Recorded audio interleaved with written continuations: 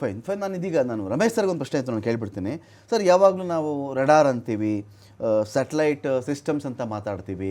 ಈಗ ಇದೆಲ್ಲ ಆದಮೇಲೆ ಸ್ಯಾಟಲೈಟ್ ಒಂದಷ್ಟು ವಿಡಿಯೋ ನಾನು ಗಮನಿಸ್ತಾ ಇದ್ದೆ, ಅಲ್ಲಿ ಆ ನೀರು ಬರೋದು ಕೊಚ್ಕೊಂಡು ಹೋಗೋದೆಲ್ಲ ಕಾಣಿಸ್ತಾ ಇತ್ತು ಸರ್. ಇದಿಷ್ಟೆಲ್ಲ ನಮ್ಮಲ್ಲಿ ವ್ಯವಸ್ಥೆ ಇದೆ, ಒಂದು ಉಪಗ್ರಹ ಭೂಮಿ ಮೇಲೆ ನಡೆಯೋದನ್ನೆಲ್ಲವನ್ನೂ ಸೆರೆ ಹಿಡಿತಾ ಇರುತ್ತೆ, ಏನೋ ತಪ್ಪಿಸ್ಬಹುದೇನೋ ಅಂತಂದರೆ ನಾವೆಲ್ಲ ಅದು ನಡೆದ ದುರಂತದ ಬಗ್ಗೆ ಇಲ್ಲಿ ವರದಿ ಮಾಡ್ತಾ ಇದ್ದೀವಿ. ತಡೆದುವಾ ಈ ಥರ ಪ್ರವಾಹ ಬರೋದು ಮೊದಲೇ ನಾವು ಹೇಳಿಬಿಟ್ವಿ. ಇಂಥ ಕಡೆ ಸಪೋಸ್ ಈಗ ಮೊದಲೆಲ್ಲ ಈ ಒರಿಸ್ಸಾದಲ್ಲೆಲ್ಲ ಪ್ರವಾಹ ಆಗ್ತಿತ್ತು ಸರ್, ಮೊದಲೇ ಈಗ ನಮಗೆ ಮೆಟ್ರಲಾಜಿಕಲ್ ಡಿಪಾರ್ಟ್ಮೆಂಟ್ ಕಡೆಯಿಂದೆಲ್ಲ ಅದು ಬಂದ ತಕ್ಷಣ ಸುಮಾರು ಸರ್ ಲಕ್ಷಾಂತರ ಜನರನ್ನು ಆ ಪ್ರವಾಹ ಸ್ಥಳದಿಂದ ಬೇರೆ ಕಡೆಗೆ ಸ್ಥಳಾಂತರ ಮಾಡಿ ಆ ನಂತರ ಏನು ಮಾಡ್ತಾಯಿದ್ರು, ಪ್ರವಾಹ ಇಳಿದ ಮೇಲೆ ತಂದಲ್ಲಿ ಬಿಡ್ತಾ ಇದ್ರು. ಇಂಥ ಕಡೆಗಳಿಗೆ ಇದು ಅಪ್ಲೈ ಆಗಲ್ವ ಸರ್? ಸ್ಯಾಟಲೈಟು, ರೆಡಾರು ಇದೆಲ್ಲ ಅಪ್ಲೈ ಆಗಲ್ವಾ ಇಲ್ಲಿ? ಖಂಡಿತ ಅಪ್ಲೈ ಆಗುತ್ತೆ. ಈಗ ಒಂದು ಇಂಪಾರ್ಟೆಂಟ್ ಅಂತ ಹೇಳಿದ್ರೆ, ಪಾಯಿಂಟ್ ಅಂತ ಹೇಳಿದ್ರೆ, ಈ ಒಂದು ವಿಕೋಪ, ಈ ಒಂದು ಪ್ರವಾಹ ಇದು ಮೊದಲನೇದು ಅಲ್ಲ, ಇದು ಕಡೆಯದು ಆಗೋದಿಲ್ಲ. ಆದ್ದರಿಂದ ನಾವು long term, medium term, short term ಕೆಲವನ್ನ ಮೆಜರ್ಸು, ಪ್ಲಾನಿಂಗು ಮಾಡಲೇಬೇಕಾಗುತ್ತೆ. ಆ ದೃಷ್ಟಿಯಲ್ಲಿ ನೀವು ಒಂದು ಪಾಯಿಂಟ್ ತುಂಬ ಕರೆಕ್ಟಾಗಿ ಎತ್ತಿದ್ದೀರಾ. ಈಗ ನಮಗೆ ಸ್ಯಾಟಲೈಟ್ ಉಪಗ್ರಹದ ಚಿತ್ರಗಳು ದೊರಕುತ್ತವೆ. ಈಗ 1986 ನಲ್ಲಿ ಇಸ್ರೋದವರು ಮಿಷನ್ IRS ಮಿಷನ್ 1A ಅಂತ ಮಾಡಿದ್ರು. ಆವಾಗ they started imaging the whole India. So ಅವಾಗ್ನಿಂದ ಇವತ್ತಿನವರೆಗೂ ನಮಗೆ ಕಂಟಿನ್ಯೂಯಸ್ ಆಗಿ ಬೇರೆ ಬೇರೆ missions, improved missions, technology improvement ಮಾಡಿಕೊಂಡು, ರೆಸಲ್ಯೂಷನ್ ಇಂಪ್ರೂವ್ ಮಾಡಿಕೊಂಡು, ಮಾನೋಯಿಂದ ಸ್ಟೀರಿಯೋ ಇಮೇಜಸ್ಸು ಇವಾಗ ದೊರಕ್ತಾ ಇದ್ವಿ. ನಿಮಗೆ just at the click of a hand, you are able to get the satellite data which the ISRO is providing. Now it is for us, the planners, the administrators, the scientists, to make best use of these available technological advancement and also the information. Now information is available before the event, information is available after the event, information is available 5 years before the event, 10 years before the event, 30 years before the event. So ನಾವು ಏನು ಮಾಡ್ಬೋದು ಅಂತ ಹೇಳಿದ್ರೆ, ಈ ಒಂದು 20-30 years ಒಂದು complete series analyse ಮಾಡಿ ಇದನ್ನ ಒಂದು ಡಿಜಿಟಲ್ ಇಮೇಜ್ ಪ್ರೊಸೆಸಿಂಗ್ ಅಂತ ಒಂದು ಸಿಸ್ಟಮ್ ಅಲ್ಲಿ ಮಾಡಿದ್ರೆ, GIS, ರಿಮೋಟ್ ಸೆನ್ಸಿಂಗ್ ಎರಡನ್ನೂ ಉಪಯೋಗಿಸ್ಕೊಂಡು ಮತ್ತೆ ಫೀಲ್ಡ್ ಚೆಕ್ ಕೂಡ ಮಾಡಿದ್ರೆ ಖಂಡಿತವಾಗಿ ನಾವು ಒಂದು ಮಾಡೆಲಿಂಗ್ ಮಾಡ್ಬೋದು. ಮಾಡೆಲಿಂಗ್ ಮಾಡಿಬಿಟ್ಟು ಪ್ರಿಡಿಕ್ಷನ್ ಕೂಡ ಮಾಡ್ಬೋದು, ನಾವು ಖಂಡಿತ ಮಾಡ್ಬೋದು. ಅದು ನಾವು ಮಾಡ್ತಾ ಇಲ್ಲ, ಬರೀ ನಾವು ಪೋಸ್ಟ್ ಮಾರ್ಟಮ್ ಮಾತ್ರ ಮಾಡ್ತಾ ಇದೀವಿ. ಇಲ್ಲಿವರೆಗೂ ಬರೀ ಪೋಸ್ಟ್ ಮಾರ್ಟಮ್ ಮಾಡ್ತೀವಿ. ಓ ನಿನ್ನೆ ಆಯ್ತು, ಇದಾಯ್ತು. ಸೊ ಇದು ನಿರಂತರವಾಗಿ ನಡೀತಾನೆ ಇರುತ್ತೆ. ಹಿಮಾಲಯ ಇಲ್ಲಿವರೆಗೂ ಇರುತ್ತೋ ಅಲ್ಲಿವರೆಗೂ. ರಮೇಶ್ ಸರ್, ಸ್ಯಾಟಲೈಟ್ ಗಳನ್ನು ಕೂಡ ನಮ್ಮೆಲ್ಲರ ಒಳಿತಿಗೆ ಅಂತಾನೆ ನಮ್ಮ ದೇಶ ಲಾಂಚ್ ಮಾಡಿರುತ್ತೆ. ಯಾವುದೇ ದೇಶ ಲಾಂಚ್ ಮಾಡಿದ್ರು ನಮ್ಗಳ ಹಣ ಇರುತ್ತೆ. ನಮ್ಮ ಆಪತ್ತಿಗೆ ಅದಾಗದೇ ಇದ್ರೆ ಎಲ್ಲ ಆದ್ಮೇಲೆ ಈ ತರ ಆಯ್ತು, ಹಿಂಗ್ ನುಗ್ಗಿತ್ತು ಅಂತ ವಿಡಿಯೋ ಬಿಡುಗಡೆ ಮಾಡಿ ನಾವು ಚಾನಲ್ ತೋರಿಸ್ತಾ ಇರ್ತೀವಿ ಅಷ್ಟೇನೆ. ಆ ಥರದ್ದಾಗಿ ನೋಡಿ ಹಿಂಗೆ ಹೊಡೆದು ಬಿಟ್ಟಿದೆ ಇಲ್ಲಿ, ಬೇಗ ನಿಮ್ಮ ಬೇರೆ ಎತ್ತರ ಪ್ರದೇಶಕ್ಕೆ ಬಂದುಬಿಡ್ರಪ್ಪ, ನಿಯರ್ ಬೈ ಇಂಥ ಒಳ್ಳೆ ಪ್ಲೇಸ್ ಇದೆ, ರಶ್ ಆಗಿರಪ್ಪ ಅಂದರೆ ಎಷ್ಟೋ ಜೀವ ಉಳಿತಿತ್ತೇನೋ ಅಂತ ಒಂದು ಆಸೆ ಸರ್, ಅಷ್ಟೇ. ಖಂಡಿತ ನಾನು 1991ನಲ್ಲಿ ಕೃಷ್ಣ ಗೋದಾವರಿ ಡೆಲ್ಟಾದಲ್ಲಿ ಸೈಕ್ಲೋನು ಮತ್ತು ಭೀಕರ ಫ್ಲಡ್ ಬಂದಿತ್ತು.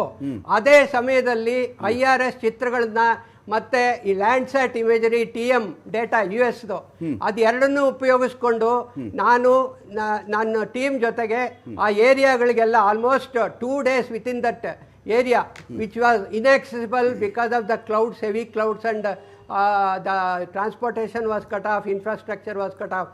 ಅಲ್ಲಿ ಹೋಗಿ ನಾವು ಕಂಪ್ಲೀಟ್ ಆಗಿ ಅಧ್ಯಯನ ಮಾಡಿ ಒಂದು ದೊಡ್ಡ ರಿಪೋರ್ಟ್ ಕೊಟ್ವಿ. ಆ ರಿಪೋರ್ಟನ್ನ ನೋಡಿ $700 million ಕೊಟ್ಟರು.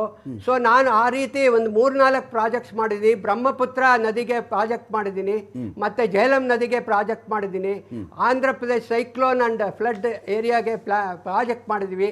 ಅದೆಲ್ಲ ತುಂಬ ಸಕ್ಸಸ್ಫುಲ್ ಆಗಿದೆ. ಅದು ಕೂಡ ಒಂದು ರಿಪೋರ್ಟ್ ಕೂಡ ಪಬ್ಲಿಷ್ ಆಗಿದೆ, ಗೌರ್ಮೆಂಟ್ ಆಫ್ ಇಂಡಿಯಾದಿಂದ ಪಬ್ಲಿಷ್ ಆಗಿದೆ. ಸೊ ಇದು possible, but only thing is we have to take that step. So the administrators have to invest some money and also select the proper people who are well trained. So I have been trained. Nowadays data is available, software is available, free software is available. You can make digital 3D pictures, you can make Yamuna ವ್ಯಾಲಿನಲ್ಲಿ ನಾನು study ಮಾಡಿದ್ದೀನಿ, stereo images study ಮಾಡಿದ್ದೀನಿ Yamuna valley, complete Yamuna ವ್ಯಾಲಿನಲ್ಲಿ. So ಅಲ್ಲೆಲ್ಲ ನಾನು ಈ ಥರದ್ದೆಲ್ಲ Silkyara tunnel ಅಲ್ಲಿ ಕೊಲ್ಯಾಪ್ಸ್ ಆಗಿತ್ತು, ಅದ್ರ ಪಕ್ಕದಲ್ಲಿ ನಾನು ಸ್ಟಡಿ ಮಾಡಿದ್ದೀನಿ. ಸೊ ಅದರಿಂದ ಇದು possible. When I can do it, others can also do it. So technology has advanced so much. Now AI tools are also available. Fine sir, fine. So using all this technology and SOP, SOP, standard operation procedures ಉಪಯೋಗಿಸ್ಕೊಂಡು ನಾವು ಖಂಡಿತವಾಗಿ ಒಂದು beautiful ಒಂದು ಡಾಸಿಯರ್ prepare ಮಾಡ್ಬೋದು, ಮ್ಯಾಪ್ಗಳು prepare ಮಾಡ್ಬೋದು, ಒಳ್ಳೆ resolution data ತಗೊಂಡು ನಾವು ಡ್ರೋನ್ ಇಮೇಜಸ್ ಇದೆ, ಪ್ರತಿಯೊಂದು ನಮಗೆ ಏನೇನು ಬೇಕೋ ಕಟ್ಟಿಂಗ್ ಎಡ್ಜ್ ಟೆಕ್ನಾಲಜಿ ಇದೆ. ಸೊ ಇದನ್ನೆಲ್ಲ ಉಪಯೋಗಿಸ್ಕೊಂಡು ನಾವು ಒಂದು ಮಾಡೆಲ್ ತಯಾರು ಮಾಡಿದ್ರೆ ಖಂಡಿತ ನಾವು ಪ್ರಿಡಿಕ್ಟ್ ಮಾಡ್ಬೋದು ಯಾವ ರೀತಿ ಅದು ಬೆಳವಣಿಗೆ ಆಗ್ತಾ ಇದೆ, ಯಾವಾಗ ಸ್ಫೋಟ ಆಗಬಹುದು, ಸಂಭವನೆ ಯಾವಾಗ ಆಗ್ಬೋದು, ಇದು ಅರ್ಥಕ್ವೇಕ್ ಯಾವಾಗ ಆಗ್ಬೋದು, ಇದಂತೂ ಖಂಡಿತವಾಗಿ ನಾವು ಮಾಡ್ಬೋದು ಅಂತ ನನ್ನ ಇದು ಅನುಭವ. ಫೈನಲಿ ವೀಕ್ಷಕರಿಗೆ, ನಮ್ಮ ರಾಜ್ಯದ ಕಡೆಯಿಂದ ಹೋಗಿರ್ತಕ್ಕಂಥ ಪ್ರವಾಸಿಗರಿಗೆ ನೋಡಿ, ಇವತ್ತು ರಮೇಶ್ ಅವರು ಹೇಳೋ ರೀತಿಯಲ್ಲಿ ಇದು ಒಂಥರ ಗ್ಲೇಷಿಯರ್ ಲೇಕಲ್ ಔಟ್ಬಸ್ಟ್ ಫ್ಲಡ್. ಇದು ಅಂದರೆ ಹಿಮ ನದಿಗಳ ಒಂದು ಪ್ರಕೃತಿ ವಿಕೋಪ.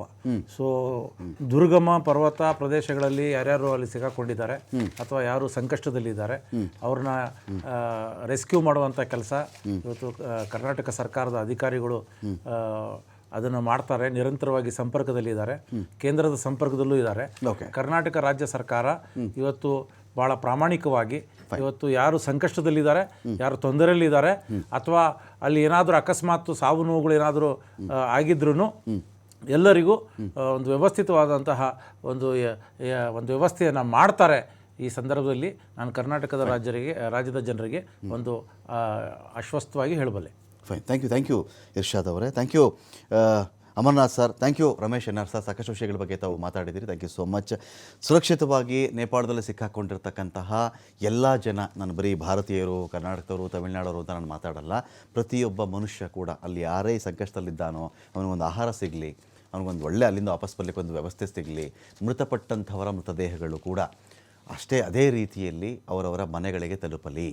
ಈ ವಿಚಾರಕ್ಕೆ ಸಂಬಂಧಪಟ್ಟಂತೆ ಸರ್ಕಾರಗಳು ಕೂಡ ಅವರ ಮನೆಯವರಿಗೆ ಪರಿಹಾರವನ್ನು ಅನೌನ್ಸ್ ಮಾಡಲಿ ಅಂತ ಹೇಳ್ತಾ ಇವತ್ತಿನ ಈ XLPU ಕಾಲೇಜು ಗುರುವಾನಿಕೆರೆ ಪ್ರಾಯೋಜಿತ ಅಕಾಡೆಮಿಕ್ ಫೈಟ್ ವಿಶೇಷ ಮುಗಿಸ್ತಾ ಇದ್ದೀನಿ. ನಮಸ್ಕಾರ.